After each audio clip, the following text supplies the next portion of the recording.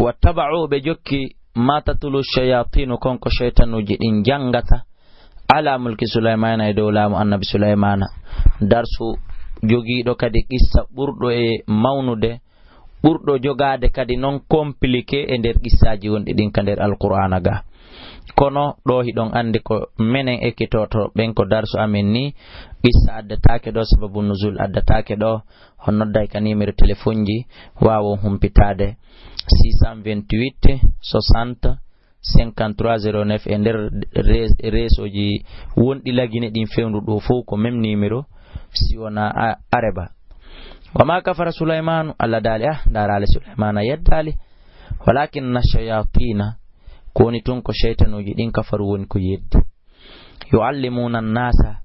hiɓe andina yimɓe ɓen asira mbile yagal wama unsilay ko jippina alal malakaini e dow ɓeɗo lamɓe ɗiɗo. Tafsirji go ko lamɓe jaɓi, tafsirji go alal malakaini e dow ɓeɗo malaikaɓe ɗiɗo. Ko ɗarsimi inni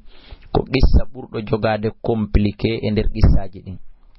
Bi Babila e nder ndi leydi wi'etendi Babila ɗum ko e nder Irak. ɓen lamɓe ɗiɗo ma ɓen malaikaɓe ɗiɗo ko no ɓe wiyete Haruta wa Maruta, ko Haruta e Maruta.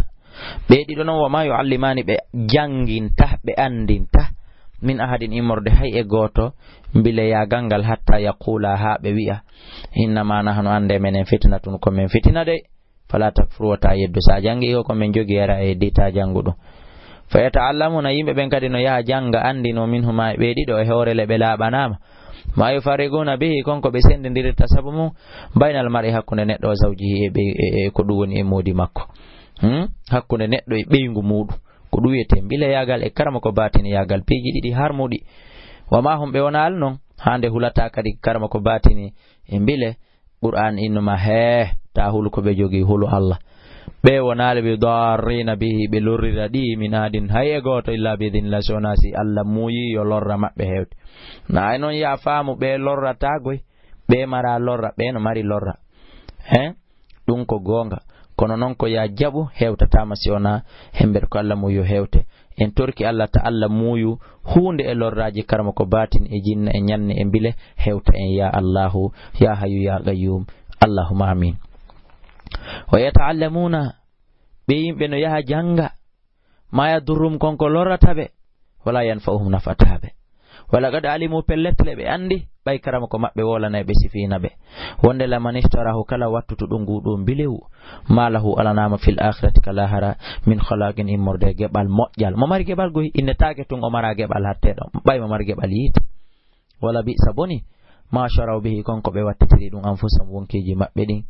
law kanu sinno ɓe latino ya'lamuna hiɓe andi walaw annahum hara kamɓe amanu ɓe gomɗinno wattaqaw ɓe huli Allah lamathubatun ko baraji mawlanaɗi wodannoɓe min indillahi morde ka Allah hayrun ko ɗum ɓurnoɓe moƴƴande law kanu sinno ɓe latino ya'lamuna hiɓe andi kono honto ɓe anda. Ya ayyuhalladhina amanu kono yo gomɗinɓe la taqulu watan wi'une laaɗo o wonde ra'ina puttino men ga wa qulu wi unzurna ndaru men wasma'una non ko woni on wolande kon ko ɗum ɓuri o moƴƴande kono ɓe jaɓali ko ɓuri ɗuɗude maɓɓe kon. Walil kafirina no waɗani hefera ɓen adabul lette alimun musuɗe. Ma yawaddu yelota ko alladhina ɓen kafaru yedduɓe min ahli kitabi immurde yimɓe defte ɓe walal mushrikina wona shirkoɓe kadi ɓe ɗo fop yelota ko an yunazzala nde jippoto alaykum e dow moɗon onon julɓe gomɗinɓe ɓe min khari immorde moƴƴere mi rabbikum iwrude ka jomi mon aduna. Ɓe yiɗanta o moƴƴere iwrande ka Allah na ferema moƴƴere iwrande ibnu adama go'o. Ɓe yiɗanta on ɗum ko ɓe ahiɓe mon jogiteɓe onon kadi ahiɓe alyahuda e anna sahara ko ayɓe me en shirkoɓɓen ko ayɓe me en enen kadi jogitoɗen ɓe ayɓe musidɓe julɓe. Wallahu Allah yahtassu mo hertinana bi rahmati yurmene makko nden ma insha mo yiɗi hertinande Allah ya hayyu ya qayyum hertinana yurmene ma nde mi Abdoulaye kala e durri an e ɓe wonɓe lan jentade ɗo e julɓe moƴƴuɓe hedditiɓɓen. Wallahu Allah dul fadli kankon jom ɓural al azimi mawnugal ngal okkor men ɓural ma mawnugal ngal.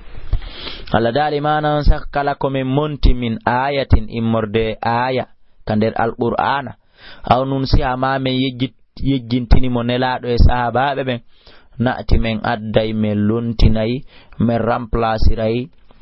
fo muɗum ko fiɗo nati on bi khairin ko ɓuri moƴƴude min ha e on mo min monti ma men yejjintini aw mithliha ma min artira yiru makko bede sababu nuzul makko hino wodi kanko aya on. alam ta'lam e anda anna Allah no Allah ala kulli shay'in do kala nde gadi dum ko wawdo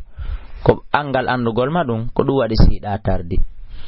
alam ta'lam e anda anna Allah no Allah lahu kanko dani mulku samati lamagol kamulini wal ardi leydini wa ma lakum awa alana min dunillahi ko hewta Allah min waliyin imorde gido wala nasirin wana walloho. am turiduna ka on fala an tasaluna landoto do rasulakum ne laado mon o kama su ila Musa no nabi Musa landorano min qabilu ko adi tan waddu onon dey. wa man yatabaddalil kufra kala wattuto do kafiran ka ko gombil iman e gomdi nangal fagado dallare gomdi o majji sawa asabile lawol fotondir gongol. waddayno yelo kathirun ko dudi min ahlil kitabi immurde yimbe defte ben alaw yarudunakum harabe rutayno on min ba'di imanikum baaw gomdinal mongal on woni julbe ko fara won ton heferabe buye mabbe no yelo dum kono o yela dum ko fewndo tawno ko julbe bendube mor ali asayna Omar en e ko nandi tade on fewndo ben don woduno tay heferabe wawata si wona yela amma hande wona yela be no wadde ko pratique be no wadde famende alqur'ana be no yelonde be ruttata on ka keferan kako baawo on woni gomdimbe hasadan kan ganyanandi anyangol on aljannaji dibe andi fi mundi min indi anfusum imorde ka wonkiji mabbe min baadi ma tabayyana lahum baawle bangani be pellet alhabbu gonga kan fa'fu onon he durne onon yaafe fasfahu durno don hatta ati Allah ha alla adda bi amri yamirore makko ne alego fiyaake makko de alego nyaawore makko de dekre makko inna Allah ande no Allah ala kulli shay'in do kala hunde kadirun ko wawdo.